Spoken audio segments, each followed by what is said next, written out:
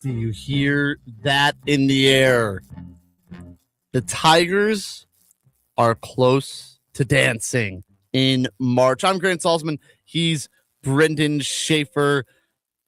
This is MIZ Central on the Lou Information Station. And what seemed like no chance to an unlikely chance just a few months ago, just 2 months ago, it now appears that the Tigers are on the doorstep of the big dance and could make the NCAA tournament. A huge victory over the Tennessee Volunteers last night pushes Mizzou to 9-6 in conference play, and they are close to a bid in the NCAA tournament. Brendan Schaefer was there live, just grinding it out for the Tigers, him and Gabe. Yep, we did what we had to do. My son Gabriel, his first basketball game. He's been to several football games. His first basketball game, made it happen. Got home real late. It was so worth it. Oh my goodness, was that a heck of a game? And not a perfect game. Finding some things that frustrate you, Grant, especially when you're in the building and you don't have access to replays. You're like, pretty sure they just fouled us, but I can't see a replay to know if I'm. The reffing wasn't great about this. I thought the reffing was bad. Twitter both sides seemed to agree with me. Yeah, there was probably some inconsistencies on both sides. When you're in the arena, like you notice the stuff that hurts your team, and so that's kind of how I played it last night. Pierce got screwed on a couple calls back to back. He was on a break basically and got mugged, and I thought that one surely had to have been a foul. Yeah. But they got a win after starting really slow. They shot 0% from three in the first half. Didn't make a three. No. And yet they find a way on the backs of Mark Mitchell and T.O. Barrett was sensational. How about it? He got all of his. He got everything he wanted, and there was a stretch there in the second half where it seemed like every possession was just a T.O. Barrett drive, and he was either going to make it or get fouled. And it was something to behold. He was special last night. That was a special performance from Mr. Barrett. Let me believe he ended. Oh goodness! Now I don't have 28 the 28 points. Yes, thank you. He ended with 28. Him and Mark Mitchell at 1 point scored like deep in the second half, like every point for Mizzou, but 9.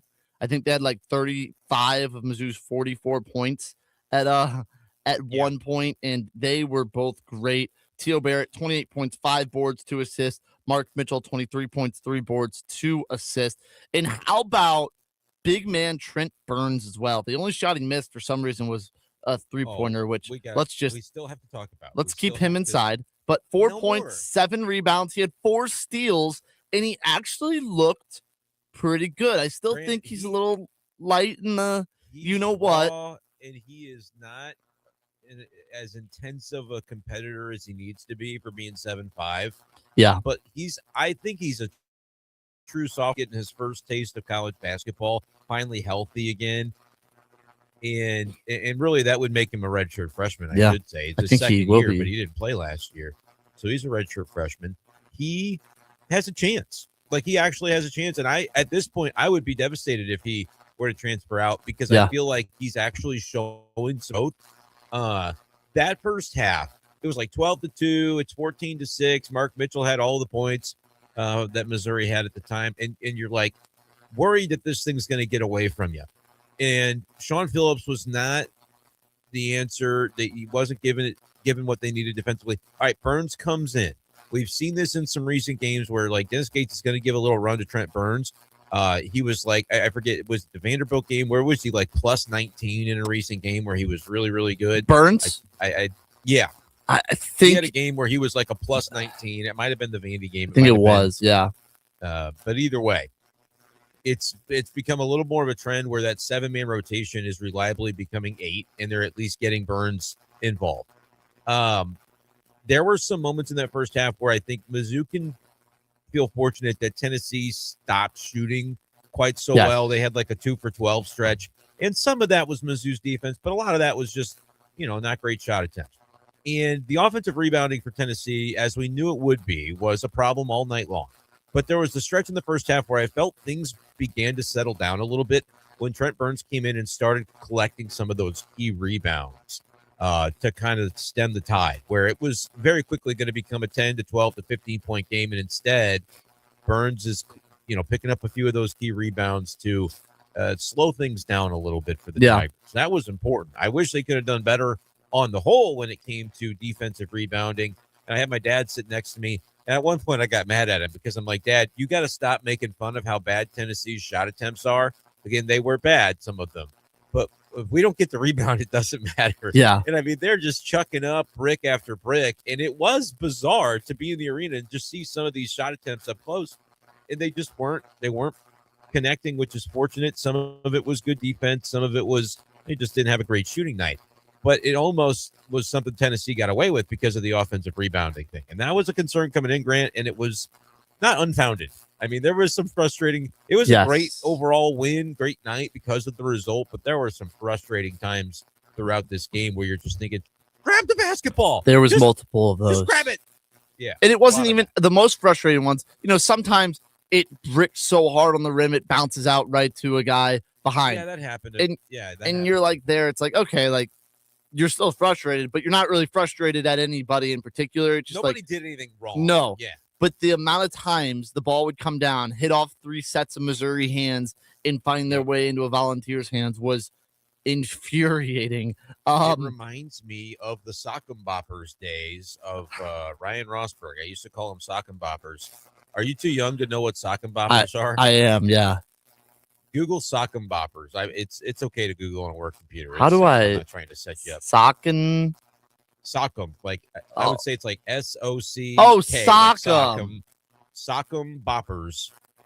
And let's see.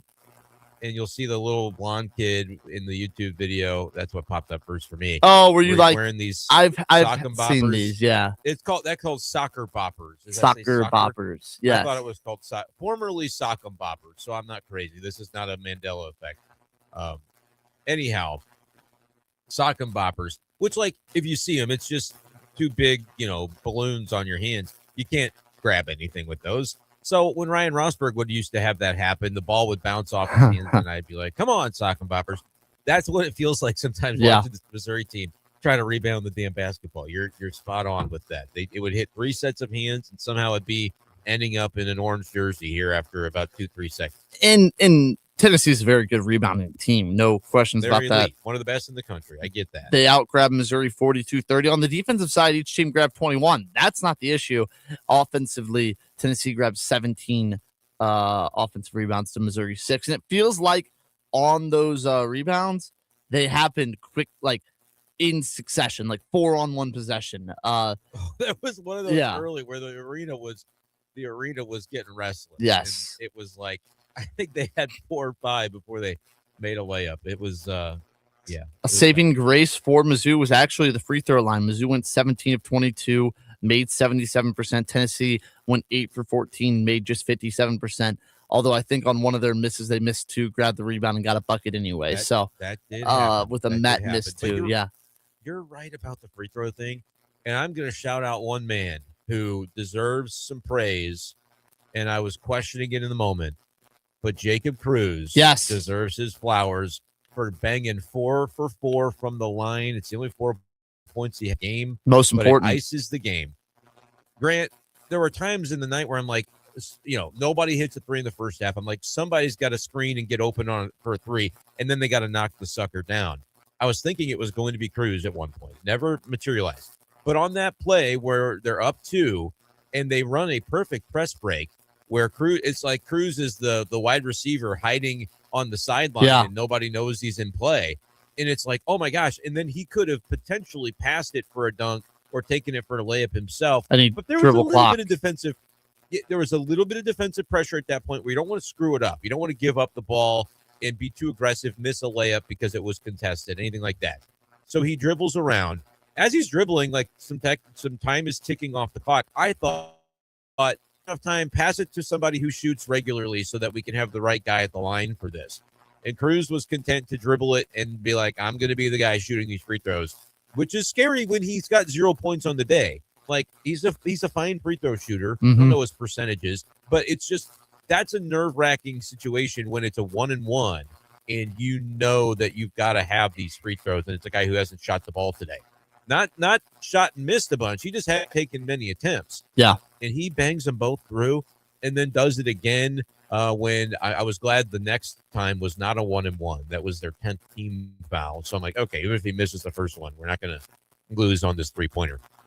But he hits them both. Jacob Cruz deserves a lot of credit because if I'm going to rant and rave about free throw percentages all year long when it's bad, I have to talk about how meaningful it is when it's good. And yes. 77% gets it done. T.O. had a weird 0 for 2 where he went airballed it front and then hit front rim early in the second half. I guess just the sight line was not what he was looking for there after switching sides. But he went 4 for 6.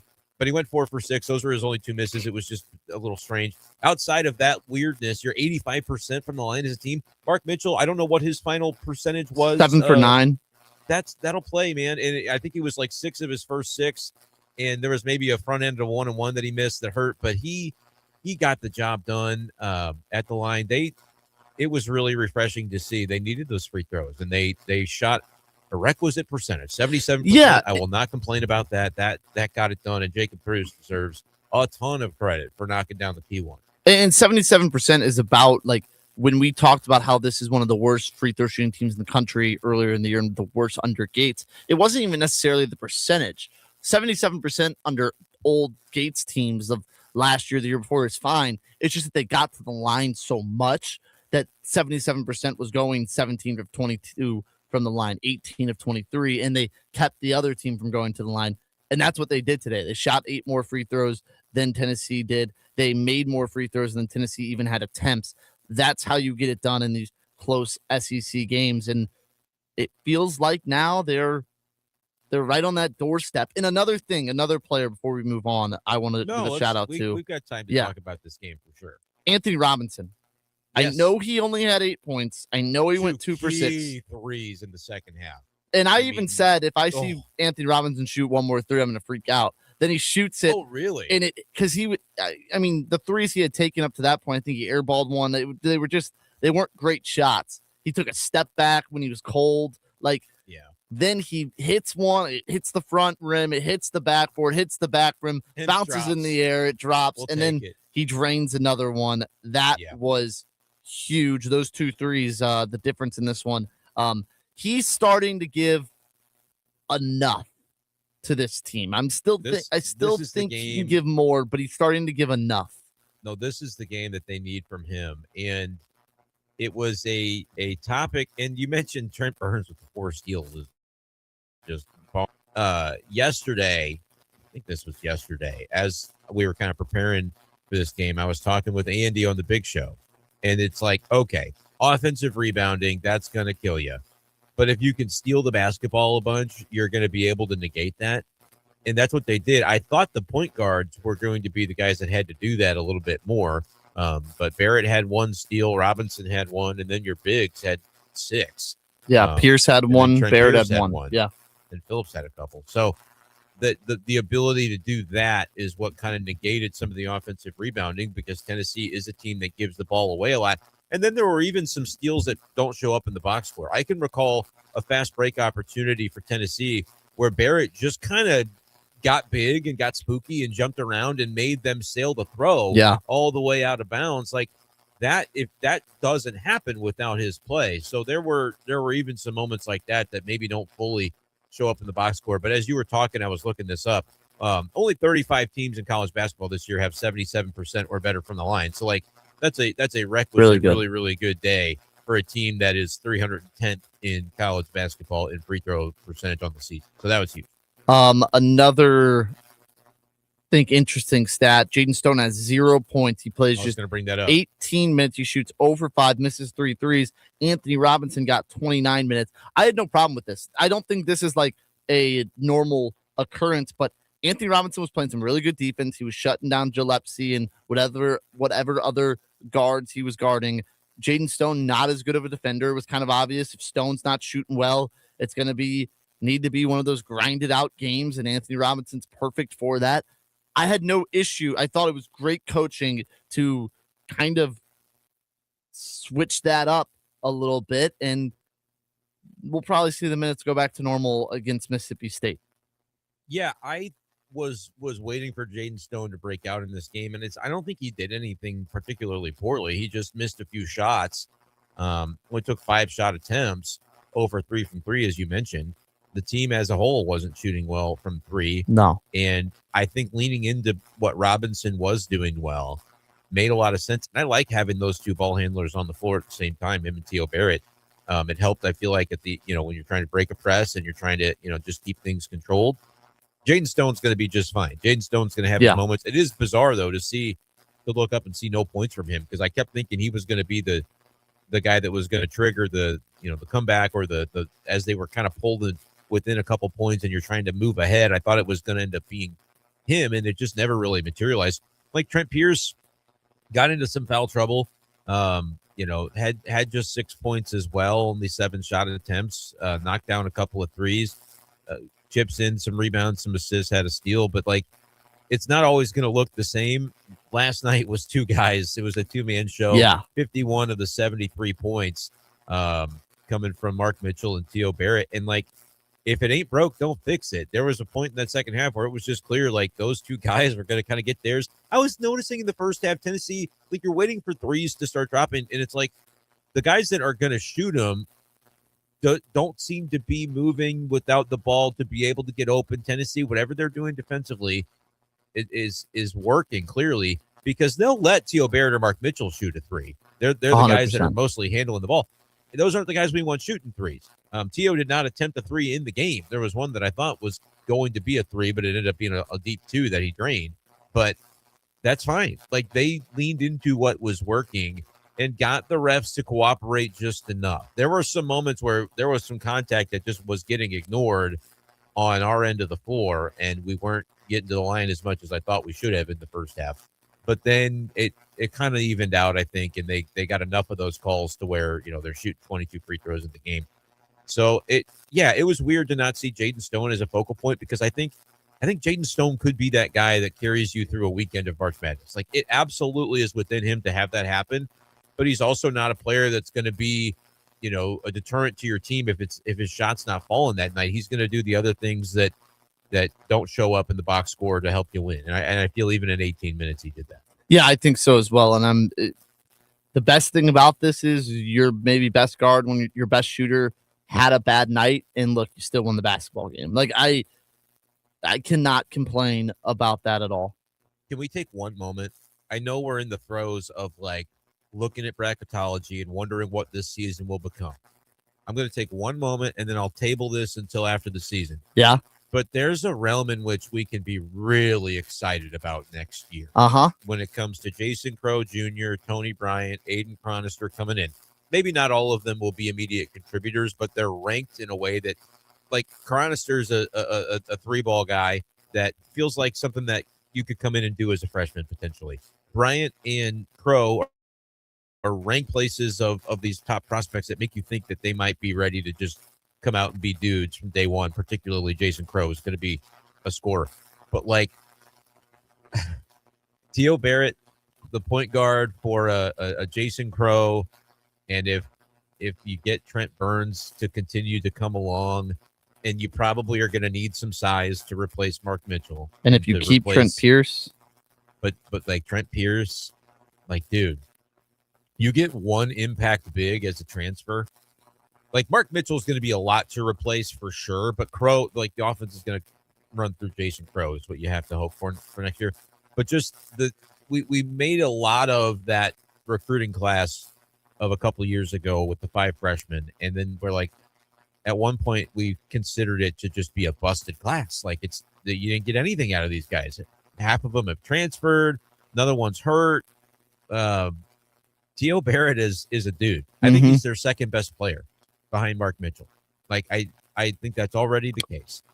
And you have Trent Burns that actually could end up being a contributor as well. We're seeing that. If all he needs is a little bit more of a gear of that tenacity, you got to get mean if you're 7'5". Yes. I think it's a feeling out process. Pack on a little more weight here in the offseason. I think he could end up being just fine. And this team could end up being a lot of fun next year. I want to see him do some great things this year because there is a lot of talent, and there's talent that'll be out the door, like a Mark Mitchell that Stone will be gone. Jaden Stone, you're going to miss next year. So do something with these guys while you got them. But this was like the first moment where I'm looking up going, Teo Barrett's a star in this league. And Trent Burns is a player. I mean, he can give you minutes. And if you just refine his skill set a little bit more, he could be special. So, and also, I don't know I'm who excited about that. And I don't know what Aaron Rowe is, but you would hope a year of development, redshirted. I'm not going to count on him to be, if he's not playing at all this year. Granted, I said that about Burns last year. We're starting to see him come along, but I'm going to be, I'll be probably more of a skeptic on that. I agree. Yeah. Until we see it. And imagine those guys who are 4 stars coming out like Rowe was. Teo with a little bit of a jumper too. I mean, I know he didn't really need it. But he's started to develop that 3-ball a little bit more. If he can get that going, be a 35% 3-point shooter. Like we saw that, who we saw that from who didn't have a 3-point shot and then he developed one is Kobe Brown. Yeah. And now he's with the Pacers shooting threes. Like that's like all he's doing. So I'm not going to predict it for Barrett, but if he could add a requisite 3-point shot, he could be really, really special. And Anthony Robinson's a guy too that didn't have a jumper at all his freshman year, and he's kind of developed it. I know he's been in the throes of an offensive slump, but he's been able to shoot the 3-ball at a okay rate that I think we could maybe see from Teo Barrett as well. I hope so because everything else about his game is really coming along really nicely, and his development has saved the season. Yes, there's no question without a doubt. Because Robinson hasn't quite been up to what they, what we would have put on paper and said for Mizzou to do well. This is what Anthony Robinson needs to be. We haven't quite seen that version. Like he has not emerged as a star, and even now in the role that he's in, which I think we can come to appreciate, he played really well last night. It's not a take over the game type of guy, so he can be an ancillary contributor in a piece to this where when everything's moving in the same direction, he'll be part of that. And I'm thinking about March Madness and trying to, make a run. He can be a contributor, but Teo Barrett has emerged as a guy that you want the ball in his hands and everything else is going to flow from that. Do I think there needs to be a little bit more consistency to the other elements of offensive basketball besides Barrett and Mitchell iso ball? Yeah, maybe, but it was working last night. Yes, because those two are really dang good. So you talk about the bracketology. This is about the segment in our show where we talk about it.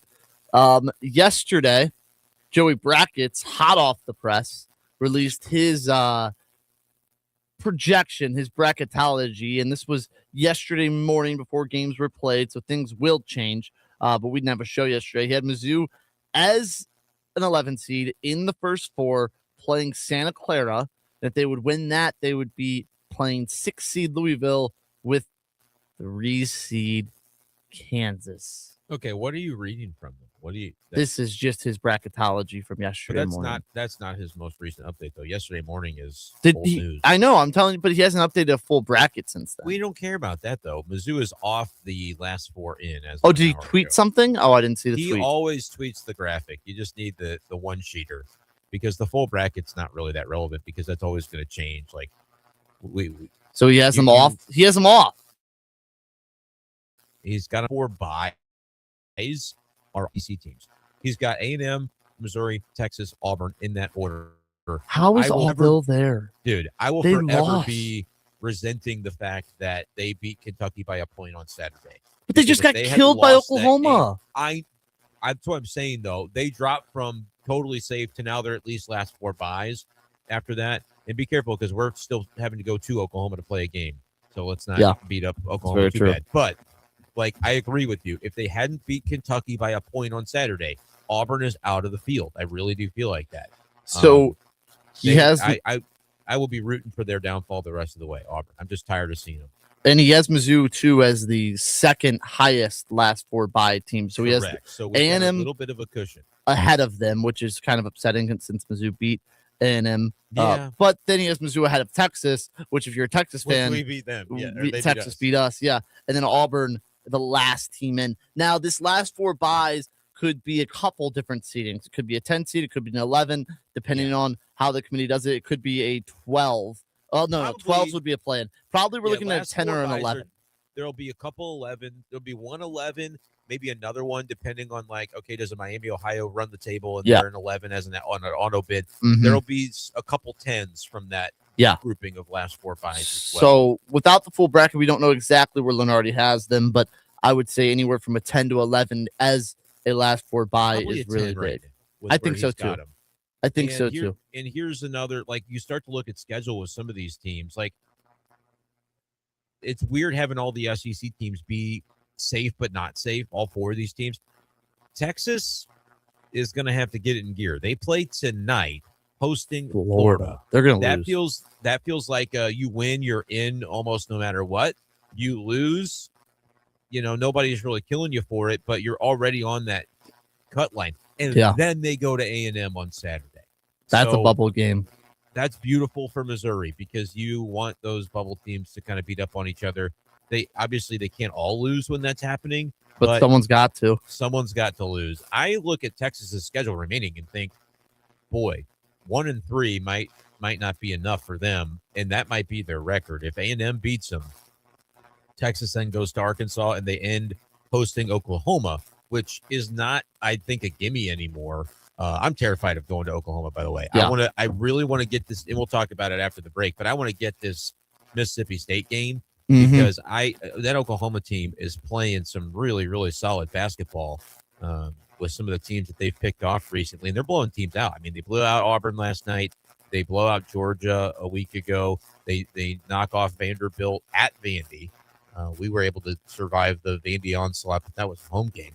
So, I mean, that's 3 really good tournament caliber teams that the Sooners have beat over the last 2 weeks or so, and they'll be gunning for us, I'm sure, after the way that the buzzer beaters treated Missouri very kindly in that game in Columbia. So I'm not gonna rip Auburn too much for that, but I'll rip Auburn for everything else. They just don't have a great resume. They're 1-7 in their last 8, and their best win is St. John's, which is a good win, but like Mizzou's best win is Florida, which is a better win. Giving them, it feels like we're giving Auburn credit for losing by 1 million points to teams in the non-con. They lost by a point to Houston. Congrats. Right, exactly. Right, you lost close to Houston in the 4th game of the season in November. I think they had they beat Oregon, but Oregon is not relevant terrible this year. They lost by 30 to Michigan, which I get it. Michigan's great, but they lost by 20 to 29 to Arizona. Yeah. Like, we're giving them credit for playing these games. Lost by 28 to Purdue. That really feels like it. Okay, fine. Let's give Mizzou credit for playing Illinois and Kansas then, because it doesn't seem like the way we talk about Mizzou's non-con is completely different. I get it. Auburn's got some additional wins.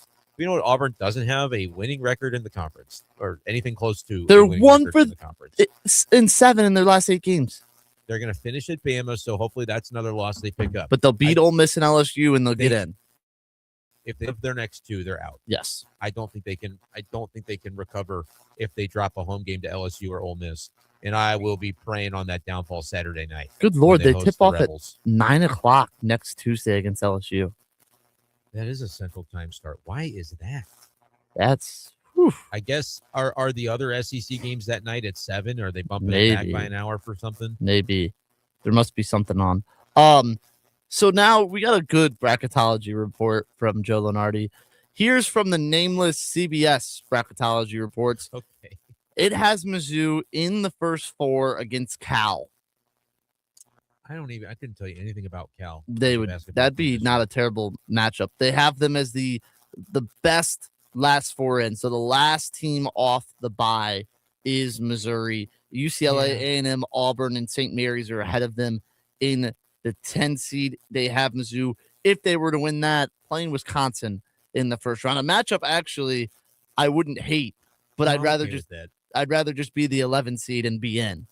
Yeah, I think, and so like we'll probably should take a break and talk about what the scenarios might be with these last 3 games. Let's do that. You win the road games, and we could be talking about not having to worry about this bye or this first 4 matches. Let's take a break. Talk about that. Talk about Miss State on Saturday, and maybe talk a little bit about the St. Louis Billikens. Who do we have to? Fell again. They got destroyed at Dayton. He's Brendan Schaefer. I'm Grant Salzman. This is the Loot Information Station. We'll be right back. This hour of content on the Lou Information Station is brought to you by Grandpa Pigeons, Johnny Mac's Sporting Goods, and Becky's Carpet and Tile Superstore. Hey, see that, kids? That's the St. Louis Arch, the gateway to the West. The Lou Information Station, where we'll always call it Highway 40 or Highway 40 if you're a boomer. The St. Louis expression? Stream our content 24/7 at louinfo.com. The Lou Information Station. The Lou Information Station coverage of the Mid-States Hockey Playoffs presented by Vantage Credit Union. Game coverage includes Founders Cup, Wickenheiser Cup, and Challenge Cup games, including each division's championship. Tune in or log on to the Lou Info YouTube channel. Mid-States Playoffs are presented by Vantage Credit Union and by Mattingly Lumber, WashU Medicine Orthopedics, and by Kenny Reinhold with Caldwell Banker Realty Gundaker. St. Louis sports fans, now you can go deeper with STL Sports Central Insiders. Get exclusive access to Bernie Miklasz, Randy Carricker, Mike Claiborne, Jamal Mayers, and more. Plus, your chance to watch a Blues game in the alumni box with Jamal himself. Also, monthly giveaways, Bernie's columns all week, and you'll be supporting local sports media. Join now at stlsportscentral.com. LouInfo.com news headlines brought to you by Brown and Crouppen. GetBC.com. With your LouInfo.com news, I'm Jared Sorello. A Christian County Sheriff's deputy shot and killed this week used to serve here in St. Louis County. A North County police cooperative says it's mourning the death of Michael Hyslop, who formerly served as an NCPC officer. Authorities said Hyslop was killed in a shootout with a suspect who was wanted for the shooting death of another deputy during a traffic stop near Highlandville. The suspect was later found dead. A Eureka firefighter is recovering after being injured in the line of duty. Officials said the firefighter suffered a leg injury while battling a 3-alarm house fire near Highway 109. And a man is facing criminal charges for allegedly robbing a Metro East grocery store. The Madison County Sheriff's Office says Kareem Hamilton walked into a Schnucks on Godfrey Road Monday night and demanded money, claiming he had an explosive. For the Lou Information Station, streaming 24/7 at louinfo.com. I'm Jared Sorello. Now, louinfo.com weather, presented by Home Bank, member FDIC. Secure your financial future by opening a high-yield checking account today. Go to myhomebank.bank to get started. Here's your LouInfo.com weather update. We're headed for the low 50s today. Some sun and some clouds. We have a cold front on the way. That'll get here about midnight tonight, and we could get a few overnight showers. We'll be in the upper 30s. Then on Thursday, a very slight chance of a shower in the morning. We'll clear up a little bit in the afternoon. Mix of sun and clouds and low 50s. I'm meteorologist Steve Hamilton for the Lou Information Station, streaming 24/7 at louinfo.com and the free Lou Info app. St. Louis sports fans, now you can go deeper with STL Sports Central Insiders. Get exclusive access to Bernie Miklasz, Randy Carricker, Mike Claiborne, Jamal Mayers, and more. Plus, your chance to watch a Blues game in the alumni box with Jamal himself. Also, monthly giveaways, Bernie's columns all week, and your sports media. Join now at stlsportscentral.com.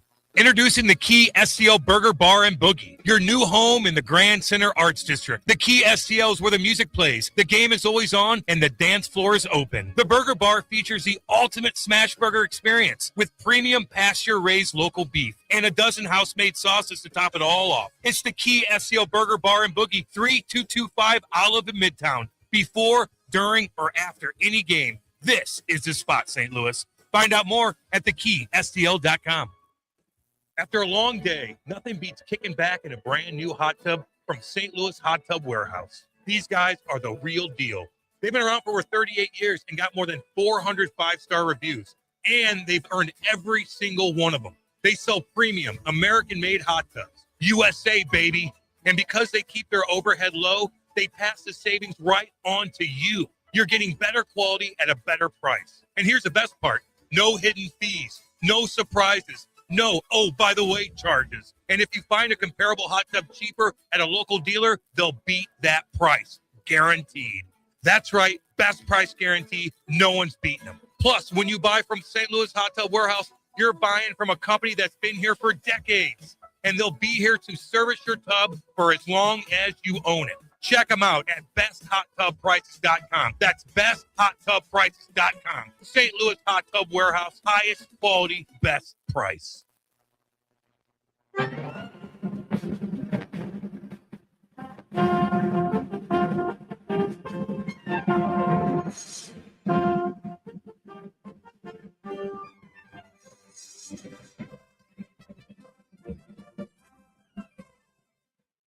And we are back here on MIZ Central on the Loot Information Station. Grant Brennan Schaefer here with you, and we're just breaking down some bracketology, the two best bracketologists this side of the Mississippi River. Mizzou has 3 games left.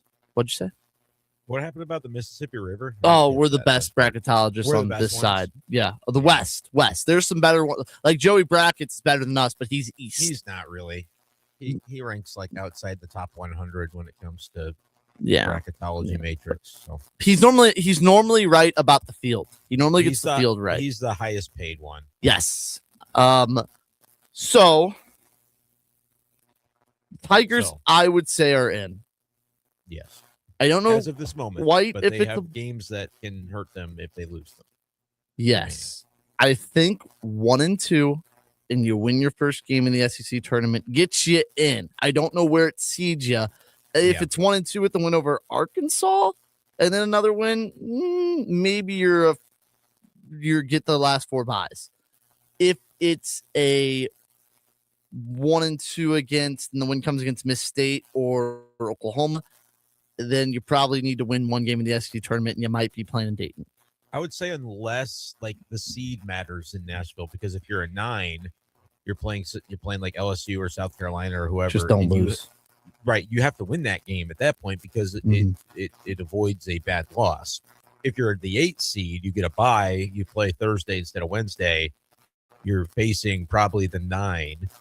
And if you lose that, like whatever, that's probably an NCAA tournament team as well. Yes. So it doesn't matter that much. So you have to avoid a bad loss in Nashville. And the only way that one of those comes is probably if you're the 9 seed and you or the 10 and you play a first round game. Right now, Missouri is 6th in the SEC standings. A&M plays today. They're 9 and 5. Tonight's lit, by the way, in the SEC. Like there's a lot. I'm going to try to be. There's a lot of games tuned in here. Go Arkansas, probably. You want Arkansas to beat A&M. That would probably jump Mizzou up to the 5th. And then you're cheering on Tennessee's downfall, really. I mean, if you kind of control with Hold on. Tennessee's downfall. What? Just in the future. I mean, after tonight. Tonight, the only game that really, really, I think, affects Missouri seeding-wise in the SEC is A&M. I don't think I agree with that. Let me look. I saw there was like 3 like games that Vandy or Texas, Florida. Neither team can. You're not going to catch Florida. In Texas, while they're 8 and 6, you still control your own destiny. Oh, you're over talking about them. seeding in the conference. I'm talking about seeding in the conference. I'm talking about NCAA. NCAA tournament, you want Texas to lose. Yeah, so that matters to Missouri. You're cheering for Vandy to win over Georgia. Absolutely matters to Missouri. Georgia's considered a 9. Bama, Miss State doesn't really affect you either way. No, but I would say if Mississippi State wins, you make note of that. Yeah, I agree. LSU Ole Miss has no effect. That's correct. And then Arkansas A&M, you're probably cheering for Arkansas. Right. Mizzou could still get a top 4 seed in the SEC. It's not that far fetched. Tennessee's schedule to end is hosting Bama, at South Carolina, then hosting Vandy. They could definitely drop a game. Yeah. What do you say? Bama, Vandy, and what's the other one? At South Carolina. So okay, so they're going to win that one. Yeah, you're hoping Tennessee loses another one of those, and Mizzou would obviously have to run the table at that point. I think it's unlikely. Yeah, I agree. Now, granted, like if you did it, you're also beating Arkansas in the process, and maybe they pick up another loss. I don't know what the 1-1 tiebreaker would be with them. I'm not really that worried about the double bye. I just want to be in that 5 through 8 range. Yes. And then I would like to see them win that Thursday game. in Nashville. And if you I run don't into think the double bye is even to their benefit, honestly. No. I'd rather them play a warm up game if they're going to try to make a run in the SEC tournament. and if you're that 5 seed, you would assume you're playing maybe a lower ranked team, like maybe a team that's on the tournament, and if you beat like them, that's a 12-13 matchup, right? I believe If you're so. the Yeah. 5 seed, you're Mhm. waiting for the winner of that 12-13, which right now would be Mississippi State and Oklahoma. Okay, so not a team, but a team that you should be able to handle for sure. And then you win that, then you're playing with house money in the quarterfinals, hopefully. Yeah. And so let's talk about these next 2 road games, Yeah. because as much as the way Mizzou played at Arkansas does let me think there's a chance that they could win at home. Wear gold, by the way, is what they told us last night. I would like to not have to go into that game needing it to get to 10. And 10, we kind of feel like is the number we've had circled for a while when it comes to conference wins. So tell me about how you feel looking ahead to Oklahoma. Like, these are 2 games that non-tournament teams, but teams that are playing better recently. I mean, Mississippi State dropped 1 to South Carolina over the weekend, which was like kind of weird because I felt like Mississippi State was making a charge a little bit. They'd be 6-8 if they had just beaten South Carolina. The Gamecocks are 3-12. They're terrible. But Mississippi State dropped that one. I mean, they'd have the same record as Auburn pretty much if they had won that game. So don't overlook Mississippi State is my thing. And you know, Josh Hubbard is going to be the guy that I would worry about the most, just being able to take over a game against you. And then we've talked a little bit already about Oklahoma and how they're playing better, and they've got some pelts on the wall over their past handful of games. Which one's more winnable, and what do you think they ultimately do across those 2 games? They win them both, they split them, do they lose them both and get into a really uncomfortable spot come March 7th? I think Miss State is more winnable because I think that maybe that South Carolina loss was demoralizing, and it's a team of, I'm not saying they're not going to try, but I think Miss State would be easier to put away. If you kind of get them within 10 points, take that lead, you kind of demoralize them, and they're kind of done with the world at that point. You know what I mean? Like, they're Miss just State. Yeah, that's fair. You And can 2, bury Miss State a little bit easier. Kind of like, again, we talked about this with South Carolina, a sleepy noon game. Nobody's going to be there on a Saturday. Like, Mizzou went out and they handled business against South Carolina. I really think that's what's going to happen against Miss State too. Mississippi State's best win is either the win over Auburn that they got last week or beating Texas. I'm just looking at their conference games. Yeah. And that Texas game was on the road, but it was in overtime, so it was a close game. Other than that, like, when it comes to the good teams, and I would say when it comes to both Texas and Auburn, I'm not sure that they're actually that good. So maybe this furthers my point. You look at some of their results against the teams that we know are tournament teams.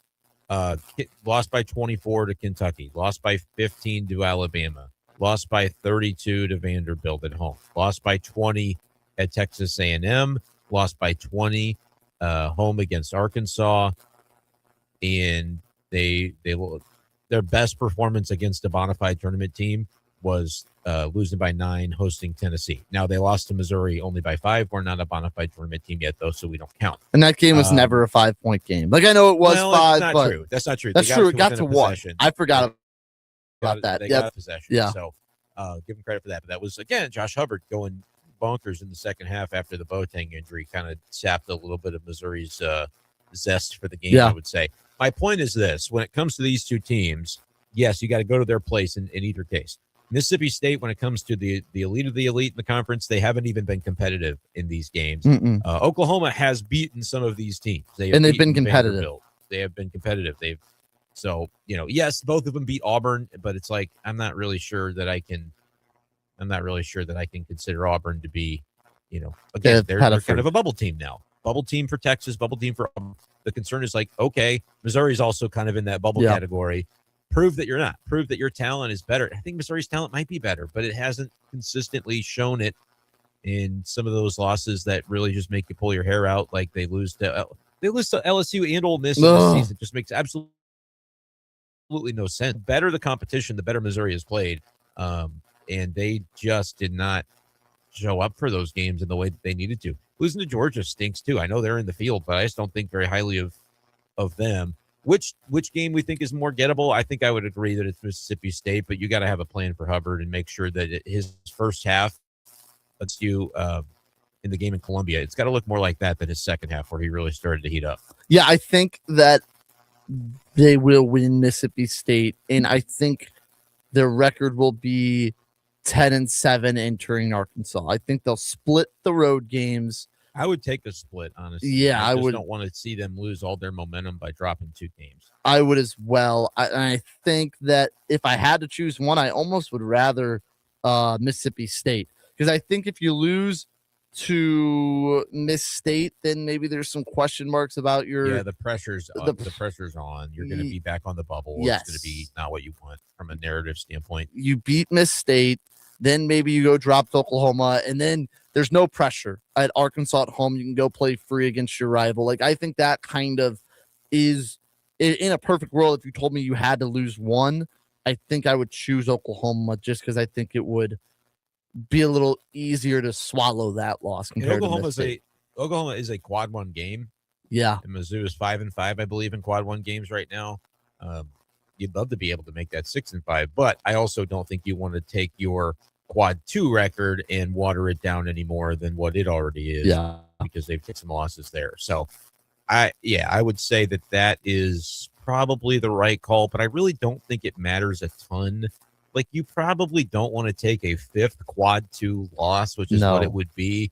Man, that Notre Dame game is still eating at you. I'm just checking the net rankings. Like, the reason that Missouri is in the mid 50s is because they are the team ranked the second highest in the net that has as many as 4 quad 2 losses. Seton Hall is 5-4 in the quad 2, and they're 55th in the net. We're 57th at 4-4 in quad 2. Like, nobody above that has as many quad 2 losses as we do. So handle Mississippi State, because I think that could end up being a differentiator that people look at and say, this is maybe the worst as bubble teams go, maybe the worst team in terms of some of the, I don't know if you call it bad losses, but relative to your peers, I think it would be kind of in the bad loss category. I give you an example of some of the other teams.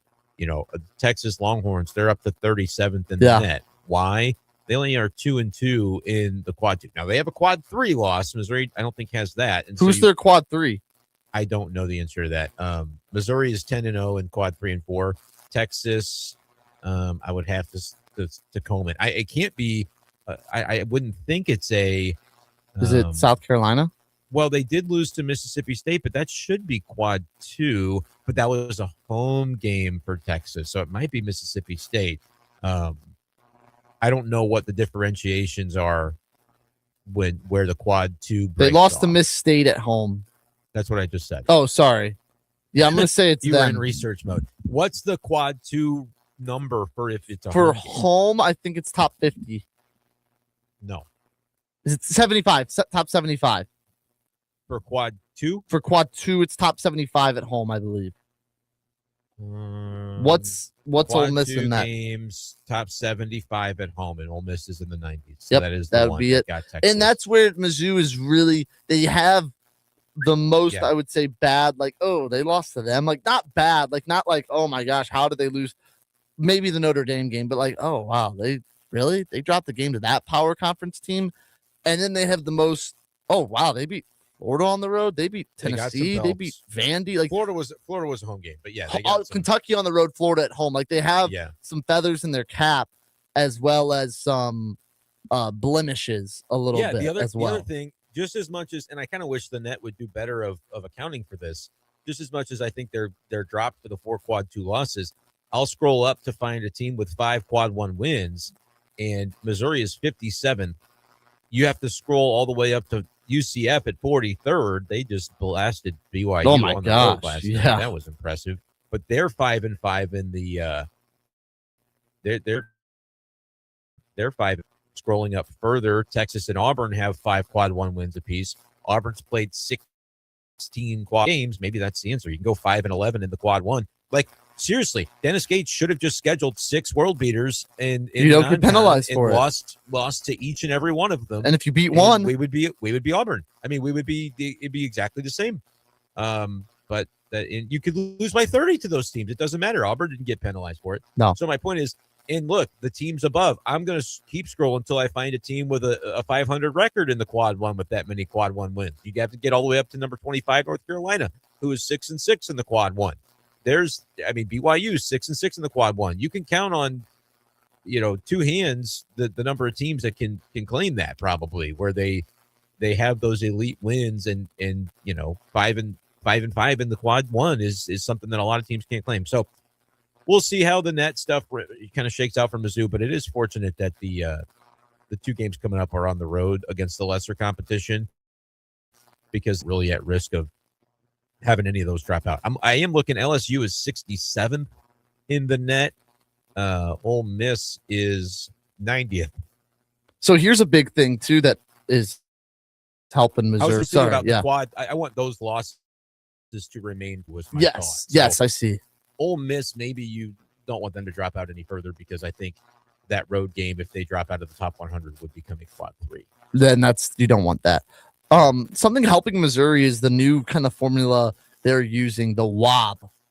They're like 27th in this, and it's wins above the bubble. Above bubble. It I think uses they're 37th. 37th. Okay. Use the combination of each opponent's strength and the location of game. WOB puts a 0-1 score on each game based on how likely the standard bubble team would be to win. Big time opponents bring big time WOB payouts for wins and relatively small WOB hits for losses, which is exactly what Auburn has done. They lost to a bunch of big time opponents, which has not hurt their wins above bubble. And the example actually that CBS Sports gives is Auburn's win at Florida on January 24th is worth 0.92 in WOB. So I'm not quite sure how it works, but Missouri's ranked pretty nicely in it, and I think that's helping them out a bit. And you're right, that does explain the Auburn thing. Why Auburn? Because that is supposedly a number the metrics the committee is using more so than as one example, North Carolina last year, everybody was like, how did they get in the field? Their resume was a little wonky. Apparently they ranked really favorably in what I'm going to call the WAB. Because the WAB. I think WAB would be more like WOB. Okay, the WAB. I'm a fan of that. Yeah, I'm in on that. I might just call it wins above the bubble. Yeah, all right. That's all the time we have. Quickly, final score prediction at Miss State. I'll go. You go first. Actually, I'm not going to give one. I think they're going to lose. 76-71 Mizzou. I've been predicting losses, and it's been working. So why should I stop now? 76-71 Tigers are victorious over Mississippi State. Take them on DraftKings. He's Brendan Schaefer. I'm Grant Salzman. This is MIZ Central on the Loot Information Station. Up next, it's Charlie Tuna and the Posse. All right, Cam, be honest. New Year's resolution still holding strong?